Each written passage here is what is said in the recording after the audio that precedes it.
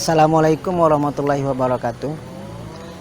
Para pemirsa TV Yarsi Sumbar yang berbahagia, pada hari ini kembali bertemu dengan saya Dr. Alfian Amir, SPPD, yang saya akan berbagi ilmu tentang gaya hidup seorang penderita diabetes. Seorang penderita diabetes sering dikenal dengan nama penyakit gula. Lalu akan muncul pertanyaan, kenapa disebut ini penyakit gula? Karena kalau seorang penderita diabetes ini dia kencing di gurun atau di tanah kering umpamanya, maka kencingnya itu akan dikerubuti oleh semut. Kenapa? Karena dalam kencingnya itu banyak mengandung kadar gula. Lalu kenapa penyakit ini makin lama makin banyak? Ini dipengaruhi oleh kecenderungan kebiasaan yang sudah mulai berubah. Dahulu mereka lebih banyak memakan karbohidrat dan kemudian dengan kebiasaan olah fisik atau olahraga, tapi sekarang kebiasaan itu sudah berubah. Dengan adanya perbaikan ekonomi, masyarakat cenderung untuk bergaya hidup mewah dan konsumtif. Pola makan pun bergeser dari memakan makanan yang banyak mengandung karbohidrat dan serat, dari sayuran ke makanan dengan komposisi makanan yang banyak mengandung protein, lemak, gula, garam, dan sedikit mengandung serat. Sekarang kan juga ada muncul anggapan bahwa makin banyak makan sayur, maka itu menunjukkan bahwa dia orang miskin dan kampungan. Sedangkan orang yang banyak duitnya itu akan lebih cenderung untuk memilih makanan-makanan dengan bahan dasar daging, ya jeroan, otak dan lain-lain sebagainya. Dan ini akan merangsang terjadinya berat badan lebih, bahkan bisa sampai terjadinya obesitas. Apalagi kalau kita lihat sekarang orang cenderung untuk tidak olahraga. Adanya anggapan yang keliru tentang kemakmuran. Padahal obesitas itu sarangnya penyakit. Ada kecenderungan juga di tengah masyarakat yang ingin hidup senang dan malas-malasan. Sehingga mereka cenderung untuk tidak berolahraga ataupun kerja berat yang menguras tenaga. Apalagi sekarang dengan baiknya sistem transportasi ya, dan banyaknya sarana angkutan, maka ini semakin memanjakan masyarakat, menambah kurangnya keinginan orang untuk olah fisik. Walau jarak rumah ke tempat kerja itu lebih dari 1 kilo, orang cenderung untuk berjalan hanya dari pintu ke pintu, yakni dari pintu rumah ke pintu mobil, dan dari pintu mobil ke pintu kantor atau toko. Pola hidup seperti inilah yang punya resiko tinggi untuk terjadinya peningkatan kejadian diabetes mellitus atau kencing manis. Beda dengan dulu, kalau dulu orang kemana saja jalan kaki, paling banter pakai sepeda, itu pun juga masih menguras tenaga untuk mengayuhnya. Penyakit diabetes adalah penyakit menahun yang mempunyai gejala dari yang ringan sampai gejala yang sangat berat. Ini ditandai dengan adanya kadar gula darah puasa yang lebih dari 126 mg/sen, dan gula 2 jam setelah makan itu lebih dari 200 mg/sen. Nah, peningkatan gula darah ini terjadi akibat gangguan produksi atau gangguan fungsi dari hormon insulin yang terjadi akibat beberapa faktor. Di antaranya adalah karena adanya faktor turunan dan obesitas. Dalam keadaan normal, makanan yang dimakan akan diolah oleh tubuh menjadi gula atau glukosa. Glukosa ini didistribusikan oleh darah ke seluruh tubuh dan kemudian dimasukkan ke dalam sel. Disinilah perannya hormon insulin. Hormon insulin merupakan tukang angkat yang bekerja mulai dari membantu penyerapan gula dari usus ke dalam darah dan kemudian memasukkan gula dari darah ke dalam sel tubuh serta proses pengolahan gula di dalam sel menjadi energi sehingga kita bisa beraktivitas. Nah, pada penderita penyakit diabetes atau kencing manis, insulin atau tunggang angkatnya ini jumlahnya kurang atau jumlahnya banyak tapi tidak berfungsi dengan baik, sehingga tidak semua gula darah dapat dimasukkan ke dalam sel. Dengan demikian, gula dalam darah jumlahnya akan meningkat. Akibat tingginya kadar gula dalam darah, maka berbagai komplikasi akan muncul. Karena semua bagian tubuh itu dialiri oleh darah, maka komplikasi penyakit ini juga mengenai seluruh tubuh. Ada 3 gejala khas penyakit kencing manis yang disebut juga dengan gejala klasik yang dapat dijadikan sebagai pertanda untuk penyakit ini. Gejala tersebut adalah sering lapar. Ya, harus hati-hati juga jika sudah sering lapar. Yang kedua, sering haus. Haus muncul akibat gula darah yang tinggi. Karena gula darah tinggi kan kekentalan darah akan meningkat. Sehingga nanti pembuluh darah akan melapor ke pusat bahwa darah kental. Dan pusat nanti akan memberikan instruksi untuk minum sehingga ada rangsangan haus. Akibat gula darah yang tinggi, sebagian gula darah juga akan dikeluarkan lewat kencing.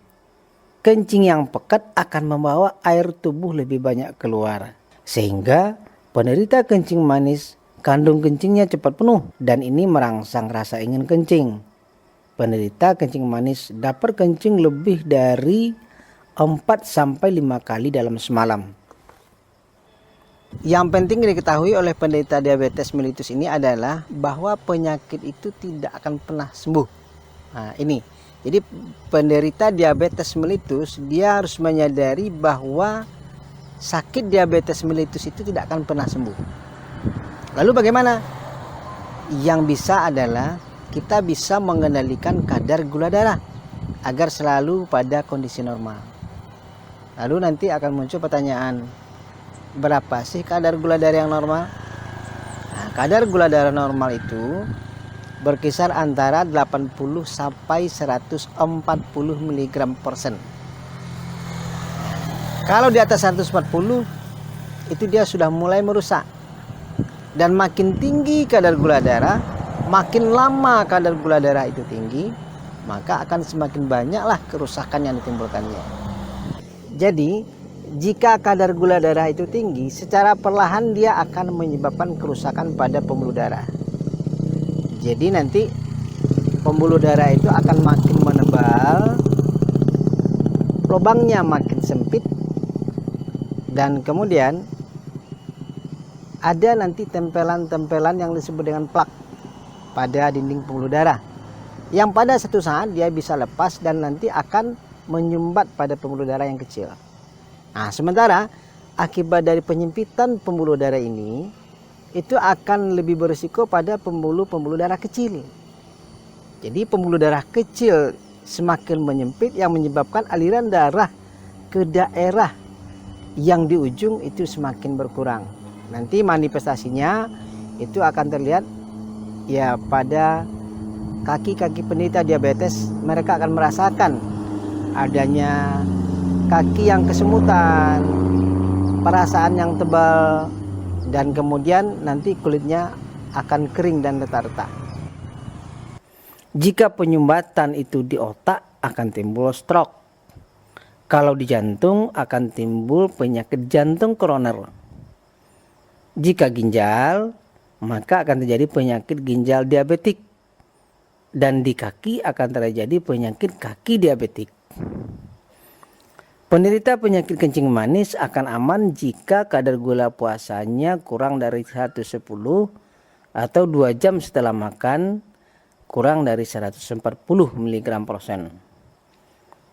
Untuk itu perlu adanya pengendalian kadar gula darah setiap saat agar gula darah dapat terkendali dalam kadar normal. Maka penderita penyakit kencing manis perlu merubah gaya hidup. Tidak akan terkendali kadar gula darahnya jika cara hidupnya masih seperti sebelum sakit. Ada beberapa cara yang harus ditempuh untuk mengendalikan kadar gula darah ini. Pertama, keikhlasan menerima takdir ilahi. Ini adalah kunci sukses untuk berhasil keluar dari masalah yang sangat dihadapi. Jika tidak ikhlas, maka umpat dan penyesalan semakin berkembang. Berbagai godaan akan menggoda untuk selalu melanggar aturan yang harus ditaati. Sangat sukar untuk menghindar dari godaan bau sate yang menyengat. Juga tidak akan mudah untuk mengatakan tidak ketika harus menghadapi hidangan saat kenduri. Dan air ludah akan menetes saat melihat gulai gejebo. Yang kedua, bersyukur. Inilah sangat sedikit orang yang bersyukur ketika menerima cobaan. Orang terbiasa bersyukur saat menerima nikmat yang dia rasakan. Nikmat yang sudah biasa juga akan sangat jarang disyukuri manusia. Ungkapan syukur saat menerima takdir untuk menjalani hidup sebagai penderita diabetes adalah merupakan solusi terbaik dari perasaan terbelenggu akibat penyakit yang diderita. Allah berjanji menghapus dosa hambanya yang selalu sabar dan ikhlas dalam menerima cobaan. Bila ini disyukuri, insya Allah rahmat Allah berupa ketenangan akan datang.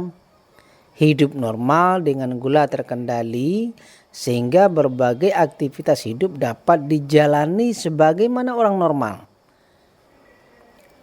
Kan di dalam Al-Quran Allah telah janji, siapa yang bersyukur kepadaku maka aku akan tambah nikmatku untuknya. Tapi ingat, siapa yang kafir akan nikmatku kata Allah, maka sesungguhnya azabku sangat pedih. Olahraga. Dengan berolahraga maka aktivitas insulin akan meningkat.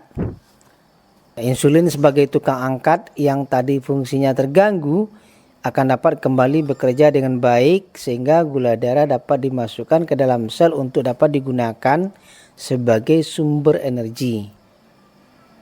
Olahraga yang baik untuk penderita diabetes adalah aerobik. Jadi olahraganya hanya 4 jenisnya ya. Jogging, senam, renang, dan kemudian sepeda. Pantangan penderita sakit gula tidak ada. Yang ada hanya adalah pengaturan makan. Ini karena insulin sebagai tukang angkat tidak dapat bekerja dengan baik. Maka perlu dilakukan pembatasan pemasukan makanan ke dalam tubuh agar sesuai dengan kemampuan insulin untuk mengangkatnya ke dalam sel.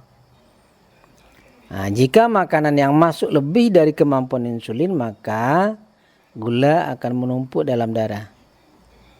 Untuk itu diperlukan adanya pembatasan jumlah kalori yang masuk lewat makanan.